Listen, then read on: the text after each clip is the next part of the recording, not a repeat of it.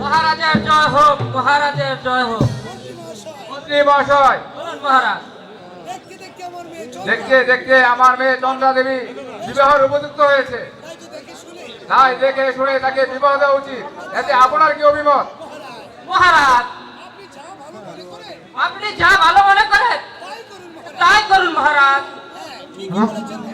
হ্যাঁ, ঠিকই বলেছেন মন্ত্রী মহাশয়। আমি এখন চন্দ্রাকে ডেকে তার মতটা জেনে নেই। আমি তাই করবো মহারাজ। এই কে আছে?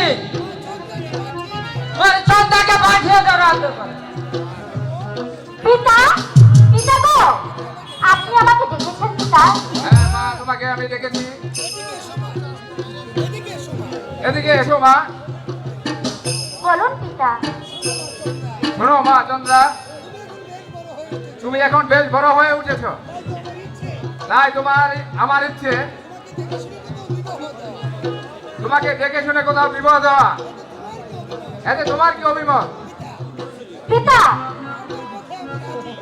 আপনার কথায় আমি রাজি, কিন্তু পিতা একটা শর্ত আছে। বলো মা চন্দ্রা, তোমার কি শর্ত? তাহলে শুনুন পিতা, আগামীকাল সকাল 10টায় এই রাজপ্রাসাদে একটা স্বয়ংবর সবার আয়োজন করুন। তাই হবে মা চন্দ্রা। তাহলে আমি এখন আসি পিতা। সেই সময় থাকতে আমি আমার বরকে বেছে নেব পিতা। তাই হবে মা চন্দ্রা। এবার তুমি অন্তঃপুরে যাও। ঠিক আছে পিতা। মন্ত্রী মহাশয়, বলুন মহারাজ। তাহলে আর দেরি না করে আগামীকাল সকাল 10টায় একটি স্বয়ংবর সভার আয়োজন করুন। আর সেই সভা থেকে আমার মেয়ে চন্দ্রা তার বরকে বেছে নেবে। আমি তাই করবো মহারাজ। তাহলে এবার চলুন আমরা বিশ্রাম করি গিয়ে। তাই চলুন মহারাজ, তাই চলুন।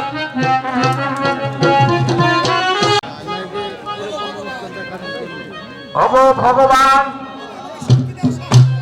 আমাকে শক্তি দাও, সাহস দাও, আমি যেন পারি এই সিংহাসনের মান মর্যাদা রক্ষা করতে। কিন্তু আজ আমার মন অমন লাগছে কেন? তাহলে কি আমার স্নেহের আপন দুলাল? জয় হোক। একই মন্ত্রী জং বাহাদুর, হঠাৎ করে তুমি এখানে কেন? মহারাজ, হঠাৎ করে নয়, আমি প্রজাদের দাবি নিয়ে আমি আপনার কাছে আসছি। প্রজার কি দাবি? তুমি প্রজাদের কি দাবি নিয়ে এসেছ? মহারাজ, রাজ্যের প্রজা সাধারণ বলা বলি করছে ধনপতি রাজ ভান্ডারে ধন মাল বলতে কিছু নেই। যদি থাকতো তাহলে পুনরায় আবার দ্বিতীয় দ্বার গ্রহণ করতো।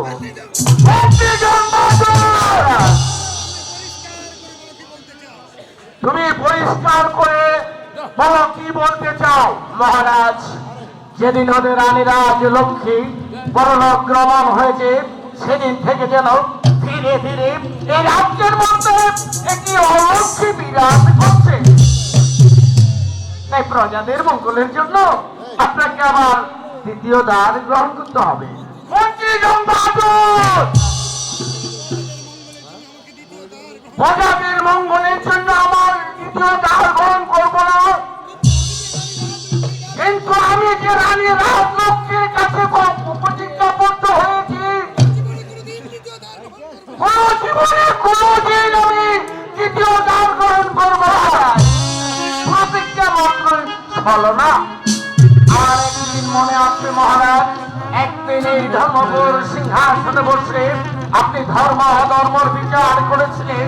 অধর্মদেব আপনাকে দিয়েছিল অভিশাপ, ধর্মদেব দিয়ে গেছিল আপনাকে আশীর্বাদ। তাই তো প্রজাদের মঙ্গলের জন্য আপনাকে আবার দ্বিতীয় দ্বার গ্রহণ করতে হবে। তুমি ঠিকই বলেছ মন্ত্রী জং বাহাদুর। অধর্মদেব দিয়ে গিয়েছিল আমাকে অভিশাপ, আর ধর্মদেব দিয়ে গিয়েছিল আমাকে আশীর্বাদ। কিন্তু মন্ত্রী জং বাহাদুর এই বৃদ্ধ বয়সে কেউই না আমাকে কন্যা দান করবে।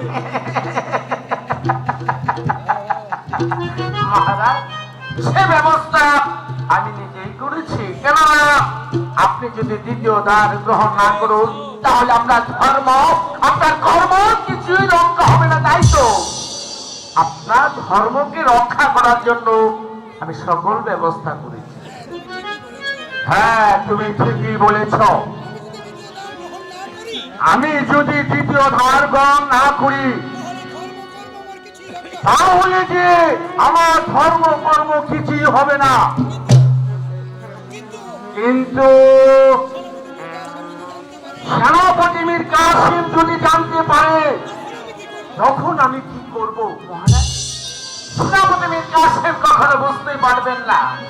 আপনি বলবেন সেনাপতি মীর কাসেমকে ডেকে, সেনাপতি মীর কাসেম, রানী রাজ লক্ষ্মীর মৃত্যুর পর আমি বড় দুর্বল হয়ে পড়েছি, তাই তো আমি কিছুদিনের জন্য যাবো আমি হরিণ শিকার করতে, আমার মনটাকে আরোগ্য করার জন্য।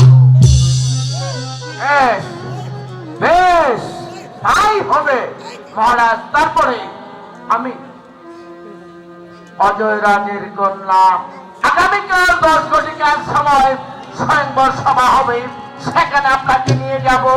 যেমন করে হোক অজয় রাজের কন্যা চন্দ্রা দেবীর বর্ম আমি আপনার ঘরে আপনি মীর কাসেমকে ডেকে আমি যাই করছি। এই কে আছিস? সেনাপতি মীর কাসেমকে দরবারে পাঠিয়ে দে। মহারাজের জয় হোক। মহারাজ, আপনি কি আমার স্মরণ করেছেন?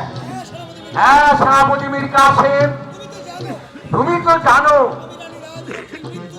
আমি রানী রাজলক্ষ্মীর মৃত্যুকে আজ বড়ই ভেঙে পড়েছি। তাই তো মন স্থির করেছি আমি কিছুদিনের জন্য শিকারে যাব। এত অতি উত্তম প্রস্তাব মহারাজ। স্বর্গীয় রানী রাজলক্ষ্মীর মৃত্যুতে আপনি অবসাদগ্রস্ত হয়ে পড়েছেন। আপনার অবসন্ন মনকে প্রফুল্ল করার জন্য আপনি হরিণ শিকারে যাবেন। মহারাজ, একটিবার আপনি আমাকে আদেশ করুন, আমি এই মুহূর্তে আপনাকে নিয়ে শিকারে যাওয়ার ব্যবস্থা করতে পারি। দাঁড়াও মীর কাসেম, আমার সঙ্গে তুমি শিকারে যেতে পারবে না। কি বলছেন মহারাজ? আমি এই রাজ্যের প্রধান সেনাপতি, আমি আপনার সাথে শিকারে যাব না?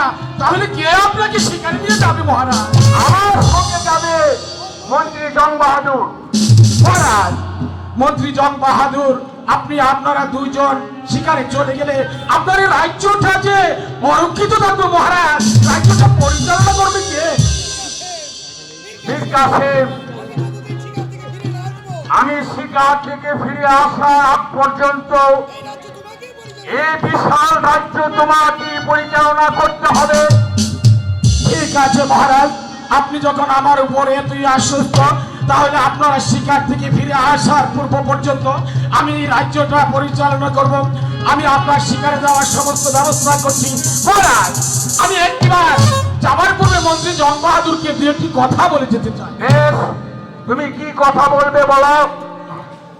শোনেন মন্ত্রী জং বাহাদুর, মহারাজকে নিয়ে শিকারে যাবেন, বেশ ভালো কথা, তাতে আমি ভাবা, কিন্তু তার পূর্বে আপনাকে স্মরণ করে দিতে চাই, শিকারের ছলনা করে যদি মহারাজকে কোনো ভুল পথে পরিচালনা করার চেষ্টা করেন, যাতে রাজ্যের অথবা আপন দুলালের কোনো ক্ষতি হয়, তাহলে মনে রাখবেন মন্ত্রী জং বাহাদুর, রাজ্য সভা আপনাকে ক্ষমা করতে পারে, স্বয়ং মহারাজ আপনাকে ক্ষমা করতে পারে আপনাদের 33 কোটি দেবতা, কিন্তু এই মন্ত্রী সেনাপতি মীর কাসেম কোনদিন আপনাকে ক্ষমা করবে না। অতএব মহারাজ দেখেছেন, মহারাজ বারবার সালামের কাছে আমাকে অপমান করছে। এই অপমান আমি সইতেও পাচ্ছি না।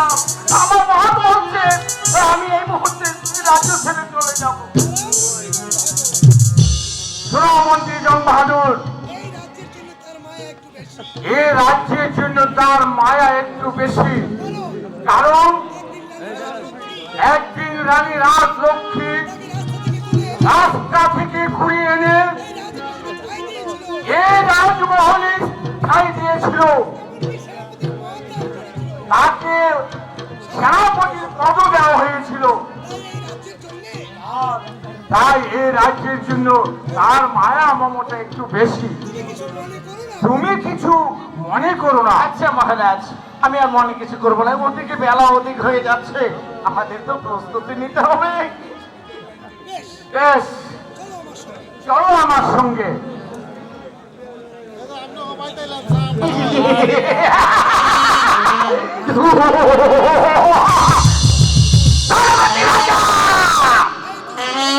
এই তো শুরু হলো আমার খেলা। ছোট রানীকে মহলে এনে তোমাকে ধীরে ধীরে নির্দেশ করবো। মা মা মা খালি সত্যি তুমি ভক্তের মনোভাবনা পূর্ণ করতে সবাই সম্প্রদায় ইয়াদা ইয়াদা ভগবান নমস্তুতে, ইয়াদা ইয়াদা ভগবান নমস্তুতে। মা মাগো, তোমার আশীর্বাদে সত্যিকারে যদি আমার কাজে আমি কৃতকার্য হতে পারি। মা, আমি তোমার ভক্ত পূজারি। আমার নিজ হাতে তোমার মায়ের নিচে দুজোড়া পাঠা বলি দিব।